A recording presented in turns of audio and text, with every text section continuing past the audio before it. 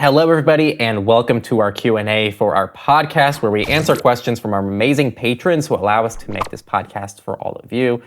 You can ask a question yourself at patreon.com/surveillancepod, and we only have one question this week, and it's very straightforward. Well, it's a long question, but I think overall, the question itself is pretty simple, which is, do we rely on user accounts or tools like Shelter for compartmentalization or sandboxing on stock Android? Before I get into a bit more of the question, for people who don't know, especially iOS users on Android, you have kind of two ways to separate apps, neither of which are really possible on iOS devices.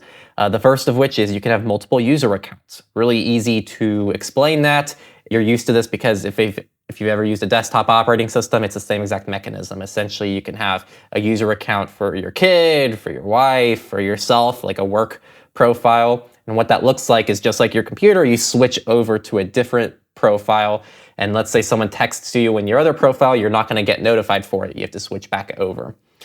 Android has something neat called a work profile, or you can kind of emulate this using a tool like Shelter, where essentially it's the same user account. You swipe down into your app drawer, and you can swipe over horizontally, and you have this other series of apps that are actually pretty much behind the scenes, separate from your normal apps, but you're getting notified through the same user account. So it's almost like if you were to have a virtual machine on your user account on your desktop, and the virtual machine is able to integrate a little bit more with your operating system. It's the closest thing I can think of to this analogy I'm trying to use. Android users, though, definitely try it out. You can use the app called Shelter that they have here, and it should work on most Android devices. Anyway, for privacy and security, it's normally really cool to use these, and they're asking how we might use them. They ask, you might want to just separate bad apps and put them in the work profile, or you can use it for other types of personal apps that you want to be separate for security reasons, like a banking app. So that way, if your Messenger gets compromised, it doesn't compromise your banking app quite as easily. So they're asking how we use these. Sorry for giving so much context. I feel like a lot of people might not know of these tools, and I want to make sure everybody knows about it. There's so many ways to do this. It depends what you're prioritizing and what apps you have to have on your phone. Personally, I go with the invasive and non-invasive model. So my regular profile is going to be just non-invasive apps, mostly, if not all, open source, not really any real data collection, mostly privacy respecting services, and things that I need to access 24/7 that I always need directly on my phone. And then my work profile is my more invasive apps. So those are apps that I can just shut off when I don't want them doing anything. I forgot to mention that you can shut off apps in your work profile by just turning off the entire profile, and then it just removes all activity for those applications. Another cool thing is it is actually great for a work profile, quite literally. This means that you can have two versions of Signal on the same user account, and that's a very easy way for you to have a both personal and work Signal account on the same device, something that's quite literally impossible to do on an iOS device, no matter how hard you try. Those are kind of the ways I do it. If you want to add a layer of compartmentalization, you always have the option to do a second user account, which there's so many ways to mix this around. Maybe you have if you own multiple businesses, for example, you can have one of your businesses be its own user account, and within that you have invasive, non-invasive. You can actually have work profiles, I believe, within each user account as well. So there's just a lot of mixing and matching you can do here. And I don't think there's a right answer. It just depends on what apps you use on your device and what makes the most sense with your workflow. I think if you're using these tools in the first place, you're already ahead of the game. Yeah, I think it's really user preference. I mean, so to get it out of the way, from what I understand, user accounts are definitely much more secure and private than Shelter, but they're also a lot less convenient. Even on that one ROM that doesn't like us mentioning them, they allow notifications in between user profiles. So if you're not, let's say you have a work profile and a personal profile, and you get a notification on the work profile, but you're currently on the personal one, you can allow it to push that notification through to you, which is nice because then you don't have to check it periodically. You'll just know. Even then, it can be really inconvenient to have to switch between multiple profiles. Here's something I figured out the hard way, for the record. If you do use Shelter and you use biometric unlock, you will have to set it up in the Shelter profile as well. Just FYI. Also, transferring files is a pain in the ass. Is it? I feel like I did that, but I can't remember. I always struggle to do it. There's no easy way. Your file manager, it's two separate file managers, but I don't remember there being an easy way for them to talk to each other. So you have to use a flash drive.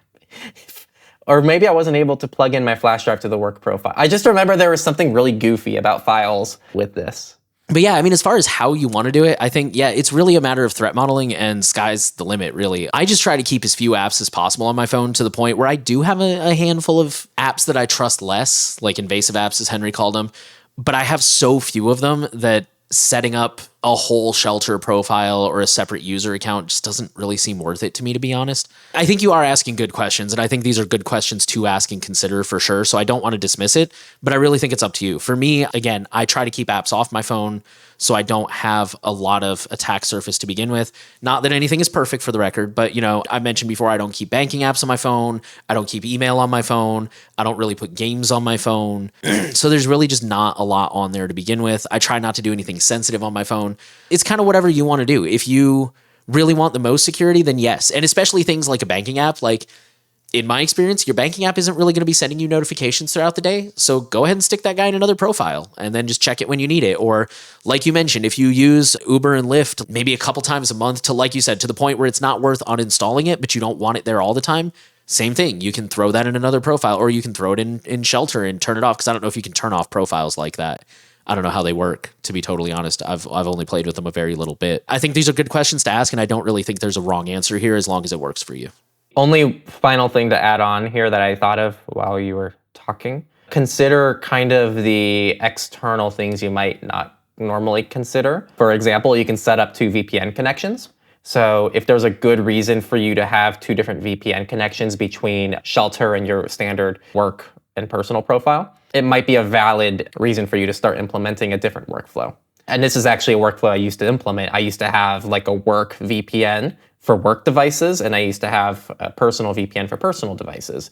I've limited and made my device structure a little bit more minimal now, but back then, like I did have to have one kind of bridge device, or a device that kind of did everything so I could access it wherever I needed. And that's where it was great to have 2 different VPN slots. The personal still had my personal VPN, the work still had its work VPN. This is something also great if you're using a tool like Tailscale to connect to a NAS. So then you have your ability to connect to Tailscale via just the work profile or a whole different user account. Yeah, on that note, I didn't know Shelter and other user profiles do not go through the same VPN. I think Shelter will on Calyx. I don't know about other user profiles. So be aware of that, because I didn't know that for the longest time, and I was not using a VPN on my Shelter profile. And that was it this week. We only had 1 question, so definitely consider joining our Patreon. We'd love to have more questions next week, and the post is already there for you to go ahead and join. So go ahead and join our Q&A for next week right now by going to patreon.com/surveillancepod. Link is always in the description. We really appreciate the questions. Thank you, David, for your question. We hope that it helped. It wasn't too rambly, I hope, but hopefully you got a lot of good detail. And that's all we got. We'll see you all next week.